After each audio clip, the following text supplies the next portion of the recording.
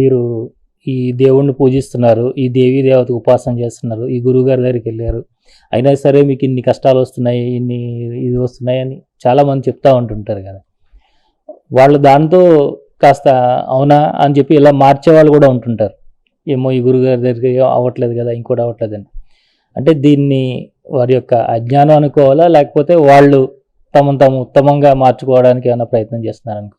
రెండు పద్ధతులు ఉంటాయి. మీకు ఆరోగ్యం కోసం డాక్టర్ గారి దగ్గరికి వెళ్ళారు, డాక్టర్ గారు చెప్పినట్టల్లా చేశారు, అంతే ఎవరైనా చేసేది.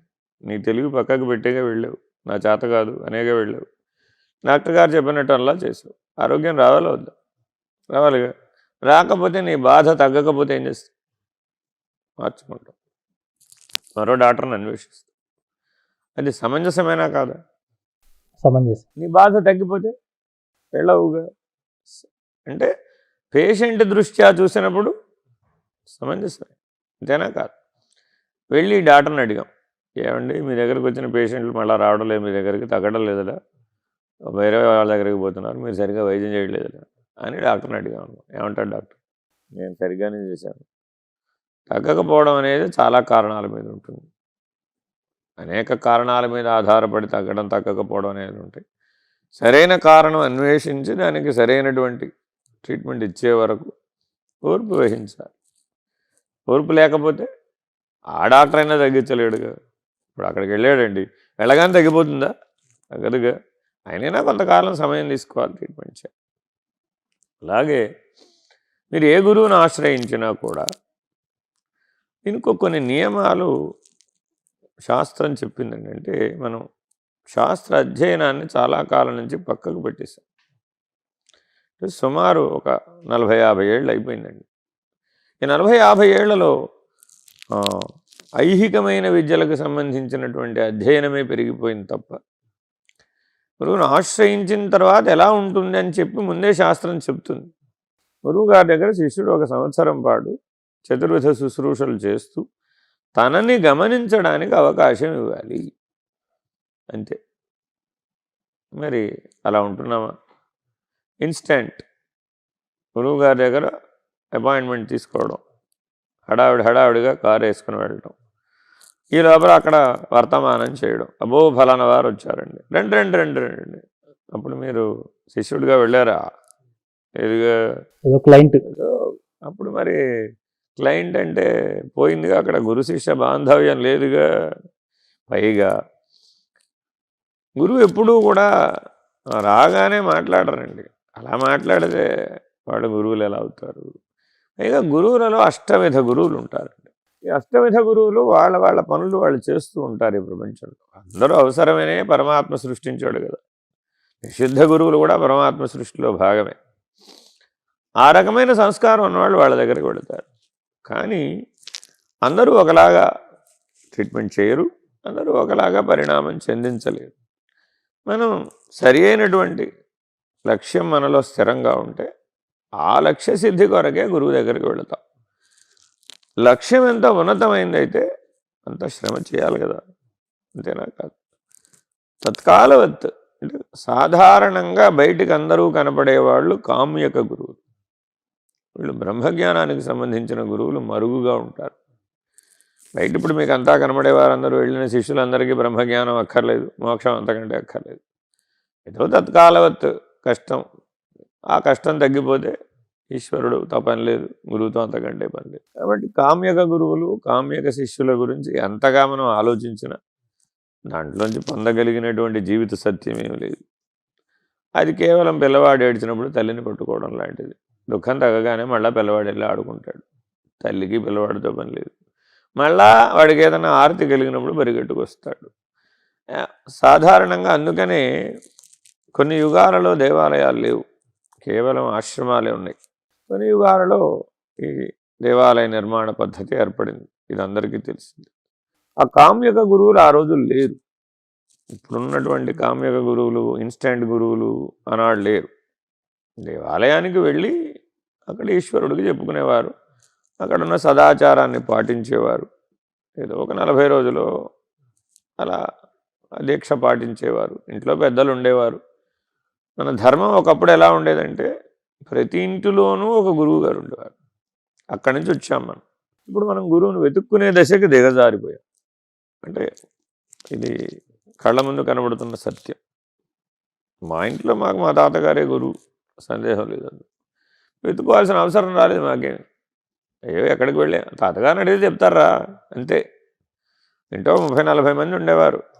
ఆ రోజుల్లో అందరికీ 6, 7, 10 మంది పిల్లలు. అప్పుడు ఏమి ఇబ్బంది వచ్చింది? ఇబ్బంది ఏం రాలేదు. ఏ కష్టం వచ్చినా తాతగారు చెప్తారా, తాతగారి దగ్గరికి వెళ్ళాలి, అయిపోయింది. ఆ జీవనంలో నుంచి ఇప్పుడు మనం దుర్భిణి వేసి మనం ఈ గురువు దగ్గరికి వెళ్ళాలా, ఆ గురువు దగ్గర అర్థం ఉంది. అంటే అసలు గురువు అంటే మనకు ఒక ప్రాథమికంగా ఒక అవగాహన కానీ, ఒక నియమం కానీ, ఒక జీవనం కానీ, దాంట్లోంచి బయటకు వచ్చేస్తాం. ఇంకొక పెద్ద అంటే మీరు అడిగిన ప్రశ్నలో ఒక దుర్నడత అంటే అభ్యాసం దోషం అనమాట. అది శిష్యుడిని బట్టి గురువు ఉండాలి. తప్పు. గురువు అంటేనే అర్థం ఏమిటి? సర్వవ్యాపకుడు కదా. మరి ఈశ్వరో గురురాత్మేతి మూర్తి భేద విభాగిని అనే సూత్రం కదా. మరి గురువుని బట్టి శిష్యుడు ఉండాలి, కానీ శిష్యుడిని బట్టి గురువు ఉండొచ్చా? తప్పు కదా. లేకపోతే మన దగ్గరికి ఎవరు రారండి. ఎవరు రాకపోతే గురువుకి ఏమిటైంది? మా దగ్గరికి ఎవరు రారు, మేము వెళ్ళేవారే రమ్మని చెప్పాం. ఎందుకంటే మీరు రావడం అనవసరం. దండకి చెప్పిన పని చేయండి, జీవించమన్నట్టు జీవించండి, వినమన్నవి వినండి, అధ్యయనం చేయవలసిన అధ్యయనం చేయండి, సాధన చేయండి, స్ఫురణ పొందండి, అంతరాత్మలో నుంచి పొందండి. మీరు ఎందుకు పరిగెత్తుకు రావాలి? అసలు అదే ఏం పని మీకు? అసలు ప్రత్యక్షంగా నీకు డైరెక్ట్గా గురువుతో సంబంధం ఎప్పుడో కానీ అవసరం రాదు. గురువు చెప్పిన పని చేసుకొచ్చే శిష్యుడు ఎక్కడున్నా గురువు వాడి మీద దృష్టి పెడతాడండి. ఆయన చెప్పినట్టు జీవించలేదు అనుకోండి, పక్కనే ఉన్నా కూడా ఏమిటి ప్రయోజనం? కాబట్టి స్వామి నిర్భయానందులు ఒక ఉపమానం చెప్పేవారు. ఆయన కమలంలో మధురసం ఉంటే భ్రమరం ఎక్కడో ఉంటుంది. దానికి ఎలా తెలుసు? వస్తుంది, దాని పని చేసుకుపోతుంది, వెళ్ళిపోతుంది.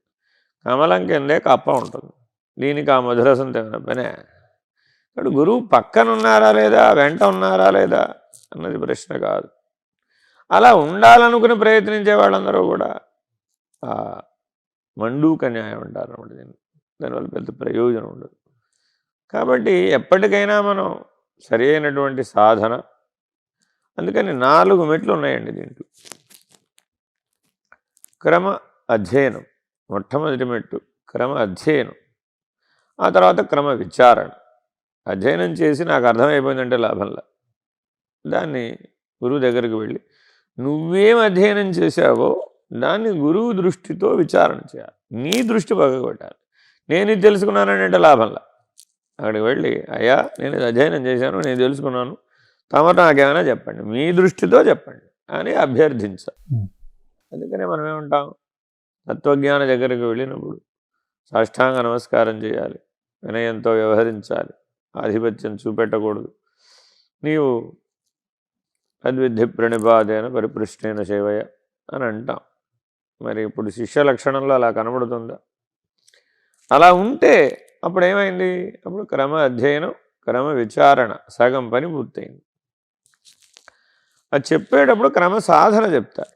విచారణతో పాటుగా క్రమ సాధన కూడా చెప్తాడు.